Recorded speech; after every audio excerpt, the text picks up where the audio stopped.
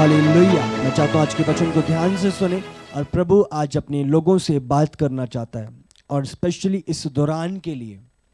दूसरा राजा 2 उसका 23 और 24 पढ़ेंगे। ध्यान दो, जो बेतैल लिखा हुआ है वो कलीसिया है, वो प्रभु का घर है, ये हाउस ऑफ लॉर्ड है। बेतैल, जब एलीशा प्रभु का जन बेतैल को जा रहा था, प्रभु के घर, प्रभु के स्थान की ओर जा रहा था, तो कुछ जवान बच्चे आए और उसे गंजा गंजा चलाने लगे।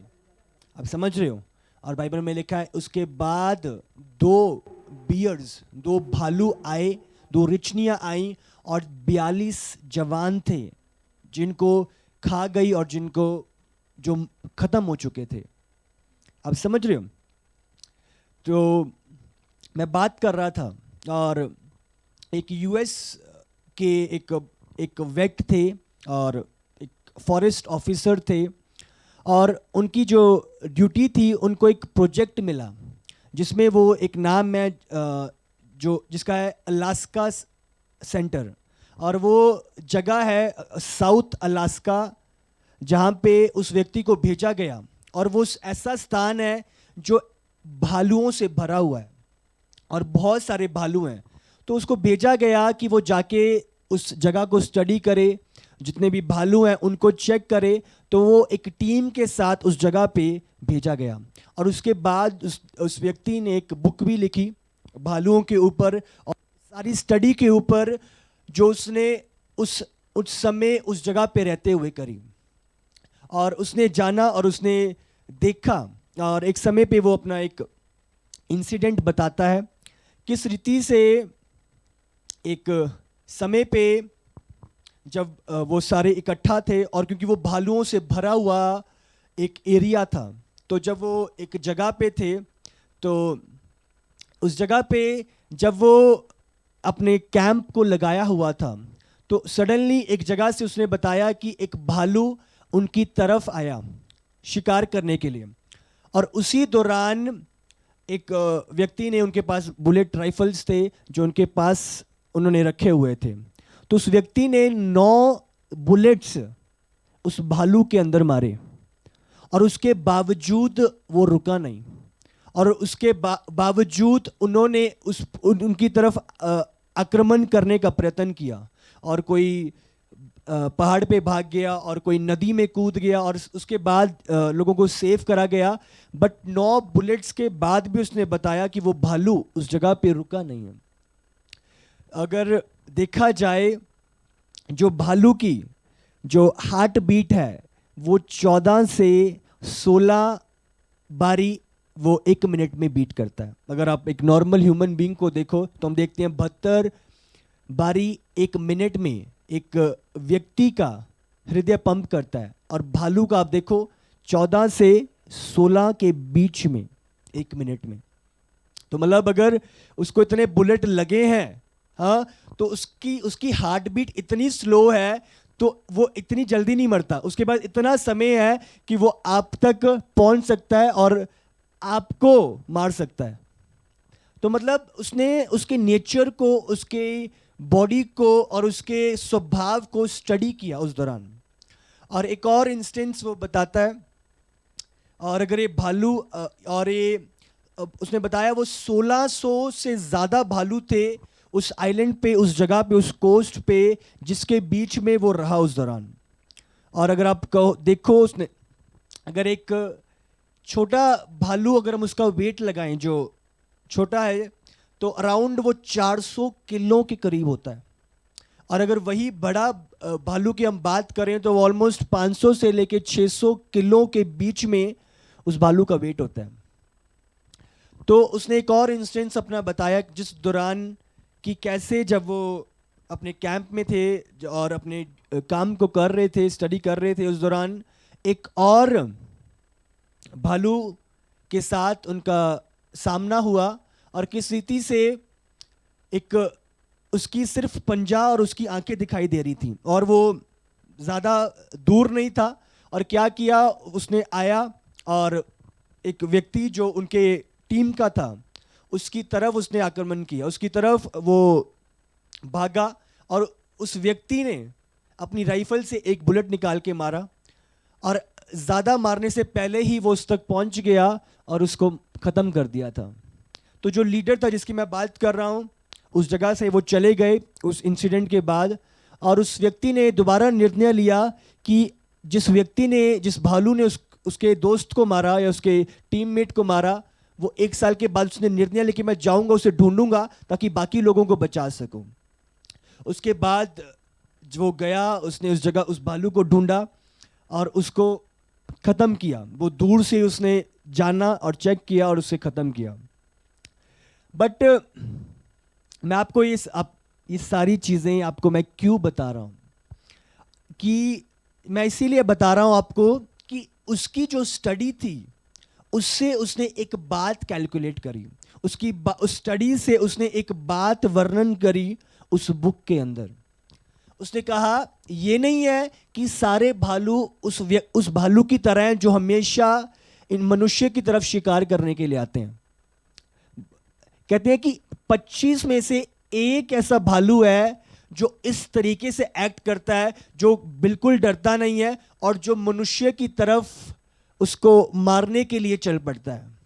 बाकी 24 उसने कहा वो डरते हैं, घबराते हैं, अगर आप उसके पास जाओगे, उसको डराओगे तो वो डर के भाग जाते हैं। बट 25 में से एक ऐसा भालू होता है जो सीधा बुलेट्स लग के भी, हाँ, उसको वो इंजर्ड है, उसके बावजूद भी वो अपने टारगेट तक पहुंचता है और उसे खत्म करने का पूरा प्रयत्न करता है। अब समझ रहे हो? ध्यान दो।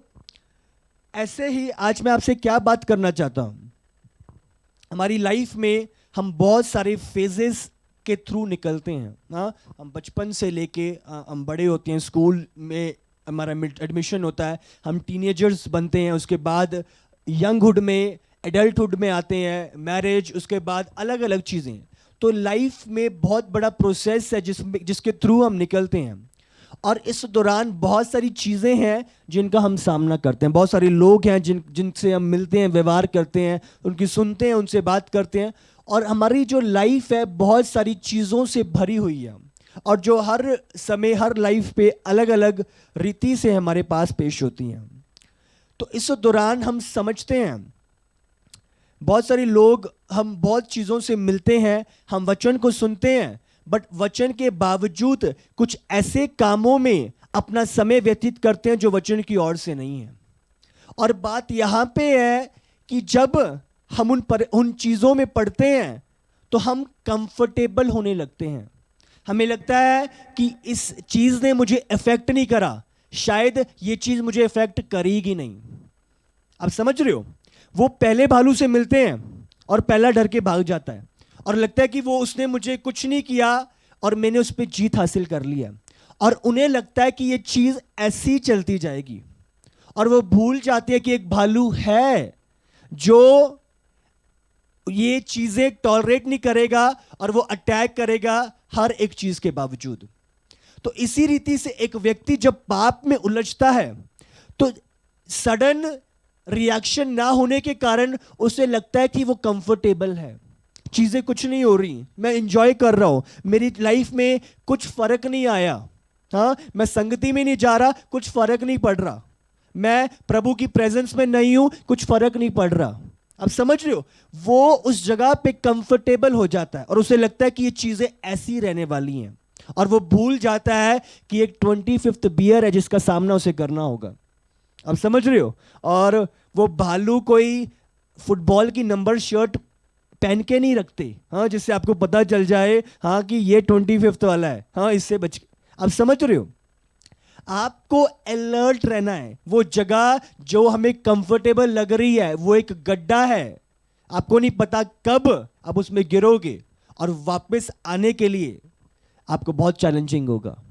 तो इसीलिए हमें अपने आप को संभालना है और समझना है कि हम कौन सी ऐसी जगहें हैं जहां पे हमें नहीं जाना चाहिए और आज भी हम उधर जा रहे हैं, कौन सी ऐसी संगति है जिसके साथ हमें व्यवहार नहीं करना और आज भी हम कर रहे हैं, कौन सी ऐसी लाइफ में ऐसी चीजें हैं जो हमें नहीं करनी और आज भी लाइफ में हो रही हैं, और क्या आज हम उन चीजों में इतना कंफर्टेबल हो गए हाँ कि वो कुछ प्रभाव नहीं ला रही। आज हमें जागरूक होने की जरूरत है। अब समझ रहे हो, कहीं हमें वेट नहीं करनी इतनी देर हो जाए कि हम अपने आप का बचाव ना कर सकें। हाँ, वो भालू जो इतना निकट हो, हमारे बुलेट्स काम ना करें और हम अपनी लाइफ से हाथ धो बैठे। हमें जागरूक होना है। हमें लाइफ को, वचन को, परमेश्वर को हल्का नहीं जानना, प्रभु की वार्निंग्स को, चेतावनियों को हल्का नहीं जानना। आप समझ रहे हो? अगर हम एक और वचन निकालें, मैं चाहता हूं निकालेंगे, इब्रानी 10 उसका 26 पढ़ेंगे। क्योंकि सच्चाई की पहचान प्राप्त करने के बाद यदि हम जानबूझकर पाप करते रहे तो पापों के लिए फिर कोई बलिदान बाकी नहीं। क्या लिखा है वचन में? क्योंकि सच्चाई की पहचान प्राप्त करने के बाद, आप समझ रहे हो, आपने लोगों को देखा है, हाँ, उस भालू ने उसे अटैक किया है, उसके बावजूद हम उन्हीं के पीछे उन्हीं की तरह वही गलतियां रिपीट करें। बाइबल में लिखा है तू फिर कोई बलिदान बाकी नहीं है। यदि हम जानबूझकर पाप करते हैं, जानबूझकर, जानते हुए, हमें पता है गड्ढा आगे है, उसके बावजूद हम जाने का निर्णय लेते हैं, हमें पता है कि वो जगह सेफ नहीं है, उसके बावजूद हम उधर जाने का प्रयत्न करते हैं, तो पापों के लिए फिर कोई बलिदान बाकी नहीं है। हाँ, फिर तो वो आएगा, अटैक करेगा, फिर कोई बचाव नहीं है। फिर तो कह नहीं सकते प्रभु मैनू क्यों नहीं बचाया। प्रभु ने पहला तेनू चेतावनी देती सी, पहला तेनू दसता सी कि अगे उस चीज का सामना तेनू करना पड़ेगा। अगे तो वो पालू है ना, वो रीचनी हैगी है, और उसका सामना तू करेगा। क्योंकि सच्चाई की पहचान प्राप्त करने के बाद आपको पता है, आपको बता दिया गया, वचन आपसे बात करता है, प्रभु के जन आपसे बात कर रहे हैं, आप समझ रहे हो। प्राप्त करने के बाद यदि हम जानबूझकर, हाँ, एक व्यक्ति जानबूझकर, पता है पर फिर भी गलती करता है, तो पापों के लिए फिर कोई बलिदान बाकी नहीं है। आप समझ रहे हो? कुछ जगह मैं नहीं जा सकता, कुछ शब्द मैं नहीं बोल सकता, कुछ एक्ट्स मैं नहीं कर सकता। आप समझ रहे हो? मैंने उस दिन भी, एक दिन संडे को मैंने बात करी थी कि हम एक बाउंड्री के अंदर हैं। जब हम बाउंड्री क्रॉस करते हैं तो हम अटैक्स का सामना करते हैं। बाइबल में क्या है? जब तुम बाड़े से बाहर जाएगा तो सांप डसेगा तुझे। तो इसीलिए वो बाउंड्री जो प्रभु ने ठहराई है, हम बने रहें, हम ऐसी लोकेशंस में ना जाएं जो प्रभु की ओर से नहीं है। अब समझ रहे हो? तो इसीलिए प्रभु चाहता है कि हम उसकी प्रेजेंस में बने रहें, हम वचन में बने रहें और प्रभु के कामों को करें जो प्रभु की ओर से ठहराए गए हैं। निकालेंगे पहला यूहन्ना 3 का, उसका हम 4 से पढ़ेंगे, 4 से आगे मैं चाहता हूं 11 तक पढ़ेंगे। यस, पहला यूहन्ना 3। जो कोई, हालेलुया। तो इस जगह पे हम देखते हैं जो कोई पाप करता है वह व्यवस्था का विरोध करता है। हाँ, और पाप तो व्यवस्था का विरोध है। पाप करना प्रभु के वचन का विरोध है। आप समझ रहे हो? ध्यान रखो, शैतान और उसकी बातें कभी भी आपका दोस्त नहीं हो सकती। व्यभिचार मेरा दोस्त नहीं हो सकती। हाँ, झूठी बातें मेरी फ्रेंड नहीं हो सकती। एडल्ट्री के काम मेरे दोस्त नहीं हो सकते। पोर्नोग्राफी मेरी फ्रेंड नहीं हो सकती। जो चीजें वचन के विरोध में हैं वो मेरी फ्रेंड नहीं हो सकती। आप समझ रहे हो? वचन जिन चीजों के लिए मना करता है, मेरा साथ उनके साथ नहीं हो सकता, क्योंकि मैं वचन से बंधा हुआ हूं। मैं वचन मेरे अंदर है, मैं वचन से धुला हुआ हूं। अब समझ रहे हो? वचन मेरे सराउंडिंग में है।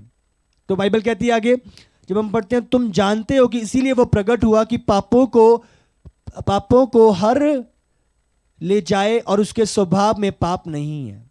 जो कोई उसमें बना रहता है वो पाप नहीं करता। जो कोई पाप करता है उसने तो उसे देखा है और ना उसको जाना है। ना तो देखा है उसने और ना उससे जाना है। आज भी अगर पाप में जीवन है, आज भी कंटिन्यूअली समझकर, जानबूझकर हम उन चीजों को दोहरा रहे हैं, तो बाइबल कहती है उसको जाना ही नहीं है, उसके प्रेम को समझा ही नहीं है, उसका लव तुम्हारे अंदर है ही नहीं। आगे बहुत ही, जब हम पढ़ते हैं, बहुत, जो कोई पाप करता है वह शैतान की ओर से है। अब समझ रहे हो? ये बाइबल में लिखा है, जो कोई पाप करता है वो प्रभु की ओर से नहीं है, वो शैतान की ओर तो है। क्योंकि जब हम आगे पढ़ते हैं, क्योंकि शैतान आरंभ से ही पाप करता आया है। अब समझ रहे हो, कंटिन्यूटी इन सिन। तो पता है उसके बाद भी आप उसी चीजों में हो, आपको समझ आ गई, आपको चेतावनी मिल गई है, उसके बाद भी आपने वो स्थान को नहीं छोड़ा।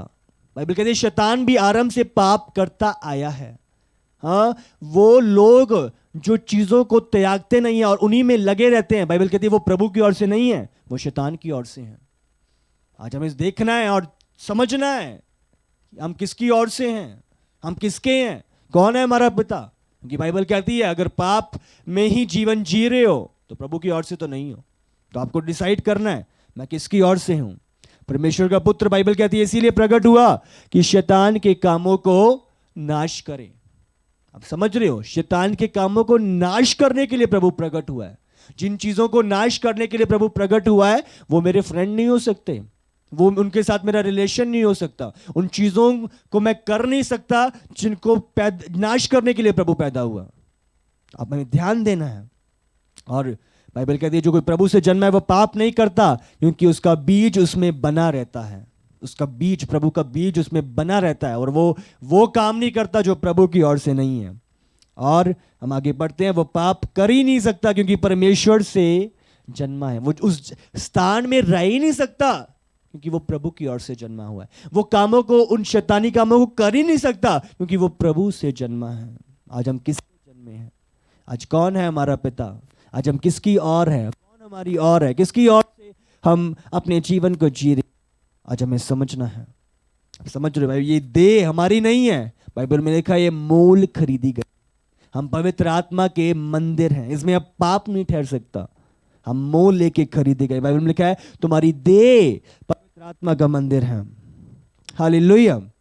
तो आज हमें समझना है, हमें प्रभु की बातों को जानना है, हमें अपनी आंखों को अंधा नहीं कर लेना, हमें अलर्ट रहना है। हम उस स्थान में रह नहीं सकते जो प्रभु की ओर से नहीं है। हालेलुया। बाइबल कहती है शैतान आता ही इसीलिए कि वो चोरी करे, वो नाश करे और वो आपको घात करे। आप समझ रहे हो, शैतान आकर्षण ही इसीलिए देता है कि आपको खत्म करे। दिलाइला शिमशोन के पास इसीलिए भेजी गई कि वो शिमशोन, ताकि वो फिलिस्तियों की मदद करे शिमशोन को नाश करने के लिए। बहुत बारी हमें दिलाइला अच्छी लगती है, बट हम समझ नहीं पाते कि वो दिलाइला, उसका मकसद क्या है, वो भेजी क्यों गई है? आपको नाश करने के लिए। पाप लुभावना दिखाई दे सकता है, बट उसका मकसद है आपको नाश करना। आप समझ रहे हो, पाप लुभावना है, बट क्या मकसद है, क्यों, किसके द्वारा भेजा गया है?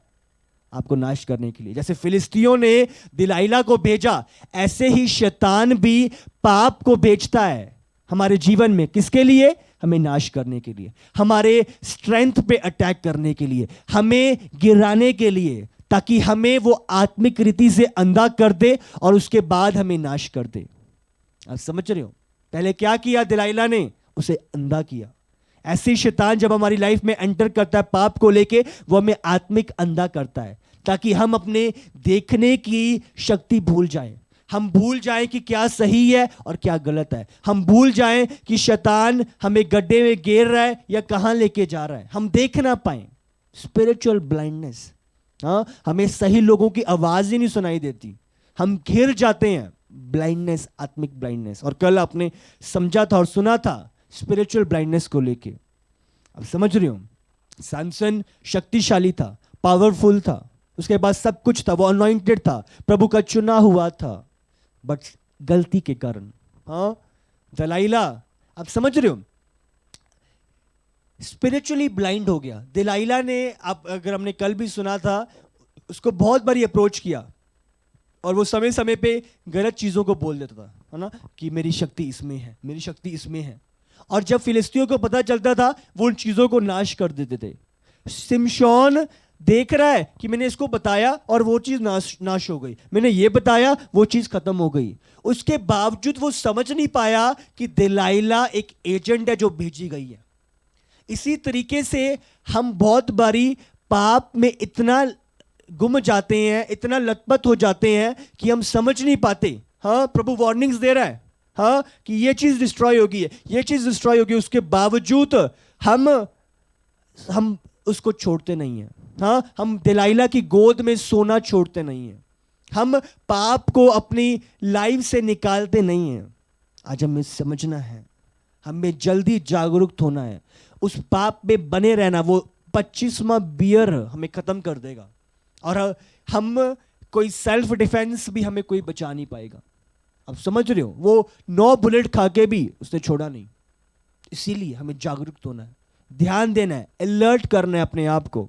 अगर हम निकालें पहला कुरिन्थियों 5:11, अंधेर करने वाला हो तो उसकी संगति मत करना, वरन ऐसे मनुष्य के साथ खाना भी ना खाना। अब समझ रहे हो, मैं जवान से बात कर रहा था,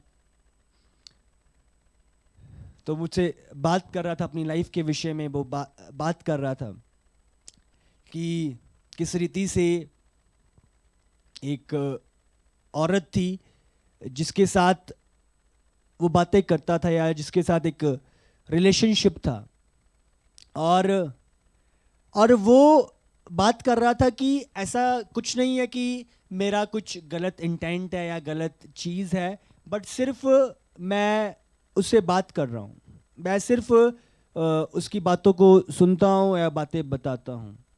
आप समझ रहे हो, ऐसे लोगों को मैंने अपनी लाइफ में देखा है जो चीज़ों के विषय में अलर्ट नहीं होते। उन्हें लग रहा है कि अभी तक चीज़ें सब ठीक चल रही हैं, हाँ चलो सिर्फ यही है। आप समझ रहे हो, वो क्या कर रहे हैं, वो बियर्स के साथ तो खेलना शुरू कर देते हैं। हाँ, मैंने बियर्स को चिल्ला के डरा दिया, वो भाग गया, है ना, मैंने उसको ऐसे कर दिया, वो चला गया, उसने मुझे कुछ नहीं किया, उसके पास से चला गया और उसने मुझे देखा और वो उसने मुंह मोड़ लिया। आप समझ रहे हो, आप पाप में लतपत होना शुरू हो जाते हो, आप पाप में कंफर्टेबल होना शुरू हो जाते हो, आपको लग रहा है कि कुछ नहीं हो रहा, आप ये गलती कर बैठते हो, और वो समय बहुत देर हो जाती है जब वो 25वां बियर जिसका आप सामना करते हो आपकी लाइफ को छोड़ता नहीं है, आप खत्म हो जाते हो, नाश हो, और बचने का, हेल्प का कोई समय नहीं बचता। इसीलिए प्रभु चाहता है जब हम वार्निंग्स को ले रहे हैं, जब हम शत्रु को देख रहे हैं, जब हम शत्रु का सामना कर रहे हैं, हम संभल जाएं, हम ये वेट ना करें कि कब उसका सामना हो और हम खत्म हो जाएं। आप समझ रहे हो, जब चीजें हमें वार्निंग्स मिल रही हैं तो बहुत लोग कहते हैं कि नहीं मैं सिर्फ उसके साथ संगति करता हूं, हाँ उनके साथ बैठता हूं, वो ड्रिंक करते हैं पर मैं नहीं ड्रिंक करता, मैं अपने लिए कोल्ड ड्रिंक मंगा लेता हूं, मैं जूस मंगा लेता हूं।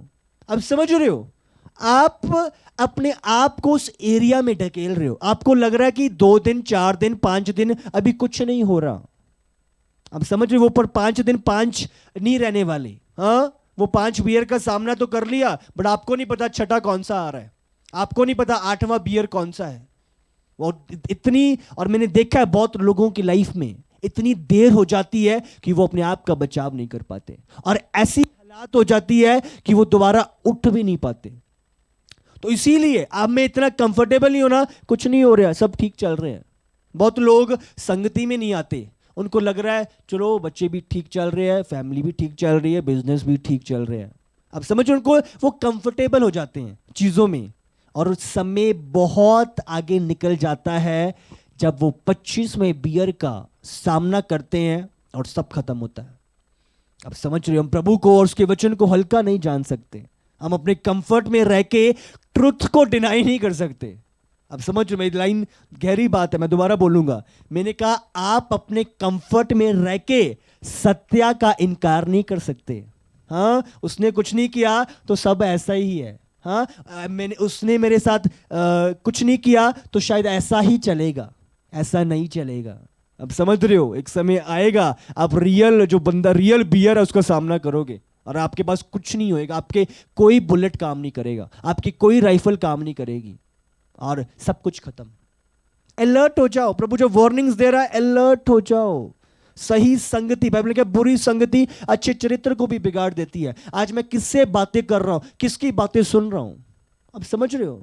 हाँ, मतलब मुझसे बात करते हैं, वो सिर्फ मैं बात कर रहा हूँ, हाँ सिर्फ हम संगति रखता हूँ, है ना, सिर्फ हेलो हाय, मैं तो इसीलिए रखी हुई है ताकि वो बच जाए, हाँ मैं तो उसको बचाने के लिए संगति रखता हूँ। कुछ लोग तो मैं उससे मैरिज इसीलिए करना चाहता हूँ कि वो लड़की बच जाए या वो लड़का बच जाए।